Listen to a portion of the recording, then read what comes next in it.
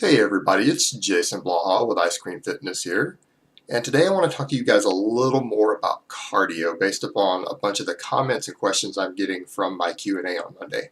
But hold on, let me give you guys a bicep shot first.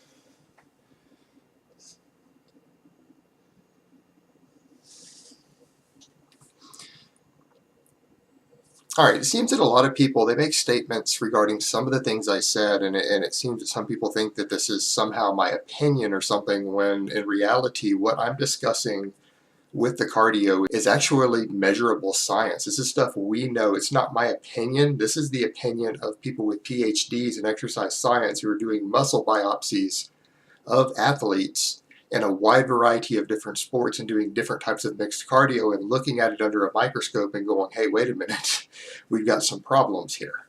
So it's nothing to do with my opinion or your opinion. And when I say something like it is a proven fact that cardio and conditioning work done after weight training negatively impacts the adaptation to your weight training, that's not my opinion. That is something that we can measure and that we know, and that there's meta-analysis showing it. And I'm going to link for you guys down below a recent podcast done with Dr. Jacob Wilson, who has a PhD in exercise physiology, and he just conducted a meta-analysis this last year on the negative effects of different types of cardio and conditioning on strength training and muscle hypertrophy. And so you guys are going to find that really interesting. And yeah, he goes into details about the actual timing of it, that how much negative effect it has actually does matter on which days you do it versus which days you lift, and it's very measurable. And different types of cardio and conditioning work affect it differently. Some have a more negative effect than others. So you guys might find that interesting. If you really have further questions on that, he goes into some great details for you. And he includes references and things so that you guys can find all of the data. And some of this brings me to the other question when people are continually asking me about cardio and whether it's strength athletes, because I have a wide variety of people. I've got people who just want to get into shape. I've got kickboxers, I've got competitive bodybuilders, I've got competitive strongmen, powerlifters, everything in my subscriber base.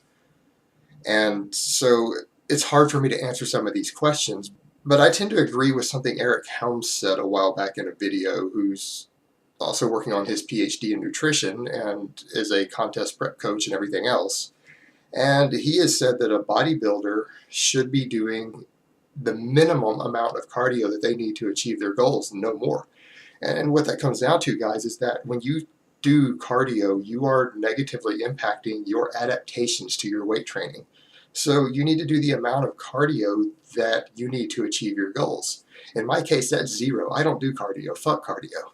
But for people who want to do cardio, I mean, you need to assess why you are doing it.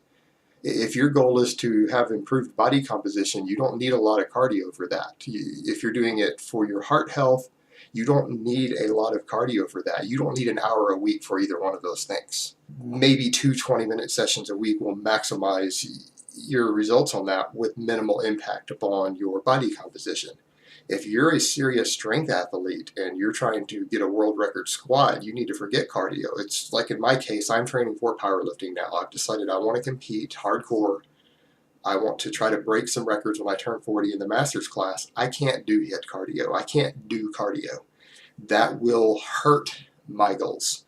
So for me, the amount is 0. Now, it doesn't mean I won't do conditioning work, but if your goals are strength or size, take that into consideration. Why are you doing cardio? And if you're doing it for conditioning or calorie burn, you don't need to do cardio to achieve that. You can do GPP work and get the same result without negatively affecting or negatively cross-training your muscle fibers that you need for strength and hypertrophy more towards endurance, because you're going to have transitions of those intermediate fibers.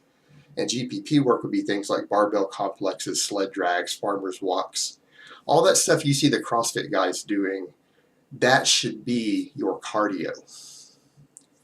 If your goals are to maximize on body composition or strength. So if you're actually a serious bodybuilder or a serious strength athlete, that needs to be the direction that you're going. Now, if you're an endurance athlete or you need certain types for your boxing or for your soccer or whatever you're doing, that's fine, but you need to remember that that is specific to your goals.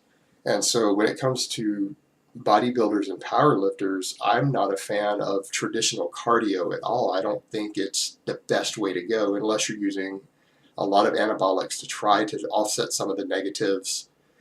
But even then, that really seems futile to me. Or obviously, when you're cutting for a contest prep, but that's a different ballgame. That's contest prep. You're not concerned with gaining muscle and strength. You're concerned about stripping body fat away. So put that in perspective, guys, when you're asking these questions about cardio. Ask, why are you doing your cardio? How much do you really need for your goals? And don't just arbitrarily do something that is going to do nothing towards your goals and may actually compromise them. All right, guys, that's really all I have to say on that today. I hope it has been informative, and I will talk to you next time.